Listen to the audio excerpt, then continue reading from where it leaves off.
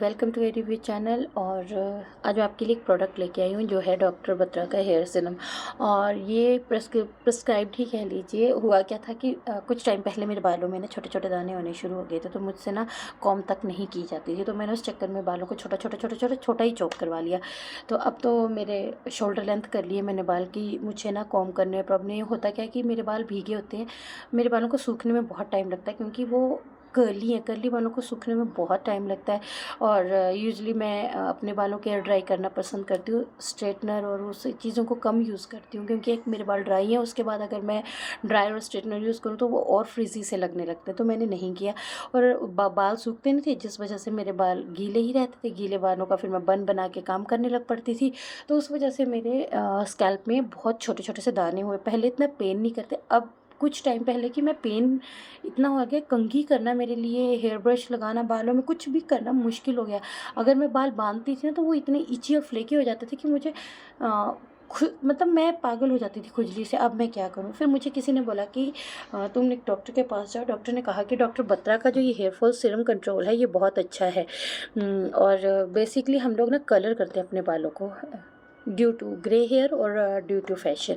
तो वो जो था वो जो हेयर कलर होते हैं ना वो भी आपके बालों को डैमेज करते हैं, आपके स्कैल्प को डैमेज करते हैं। तो वही मेरे साथ होने शुरू हुआ। तो मैं कुछ नेचुरल चीज़ें चाहती थी।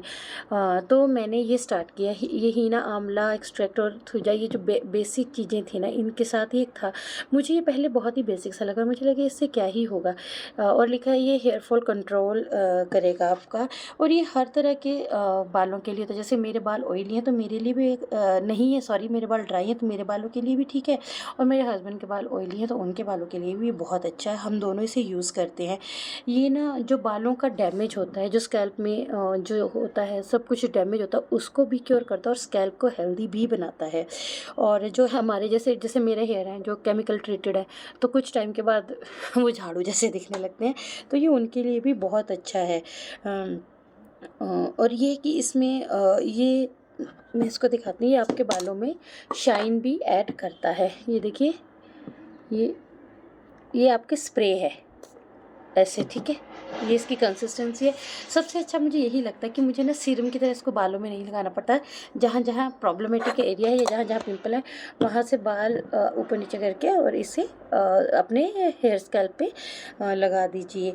तो ये आपके बालों को ना शाइनी भी बनाता है और ये आपके बालों को ना ग्रीसी नहीं बनाता, जो कि इसकी सबसे अच्छी बात है। मतलब कुछ ऐसी चीज़ें भी होती हैं जो आप यूज़ करो ना तो आपके बाल एकदम ग्रीसी हो जाते हैं। और ये इतना सा जो बॉटल है ये 166 रुपीज़ का है, तो इसका प्राइस भी इतना ज़्यादा तो नहीं लगा मुझे। और 125 ml है, अगर 166 रुपीज़ का है तो ये एक बहुत अच्छा सीरम है। और वैसे भी हम क्या कहते हैं, हम स्किन के लिए तो मॉइस्चराइज़र, सीरम, पता नहीं क्या क्या करते हैं, पर बालों के लिए सिर्फ हम दो चार चीज़ें लगाते हैं और उसके बाद हम उन्हें केमिकली ट्रीट करते हैं। कभी हम उन्हें स्ट्रेटनिंग करते हैं, कभी कुछ भी करते हैं, तो उसका सबसे ज़्यादा असर जो होता है वो हमारे स्कैल्प को होता है। तो वो सब चीज़ों के लिए हमें अपने बालों को, अपने स्कैल्प को भी केयर करना चाहिए। हमें अपने बालों को थोड़ी देर धूप में, जो सुबह अर्ली मॉर्निंग की धूप होती है, जैसे डॉक्टर ने मुझे कहा था कि जो अर्ली मॉर्निंग की धूप होती है उसमें अपने बालों को थोड़ी थोड़ी खोल के बैठना चाहिए। जैसे मेरे बालों में बहुत बहुत घने तो नहीं कह सकते हो आप, घने तो नहीं है, बट हाँ, कर्ली होने की वजह से ना इसके अंदर धूप या हवा प्रॉपर नहीं पहुंचती है। तो सुबह की धूप में विटामिन डी होता है। विटामिन डी हर तरह की स्किन प्रॉब्लम के रिलेटेड, चाहे वो स्कैल्प की हो चाहे फेस की हो, हर तरह की स्किन प्रॉब्लम के लिए अच्छी होती है। तो उसमें बैठना चाहिए। और दूसरा क्या है कि आपको ना अपने बालों को दिन में 3 बार कॉम्ब ज़रूर करना है, ब्रश कॉम्ब जो भी आप यूज़ करते हो।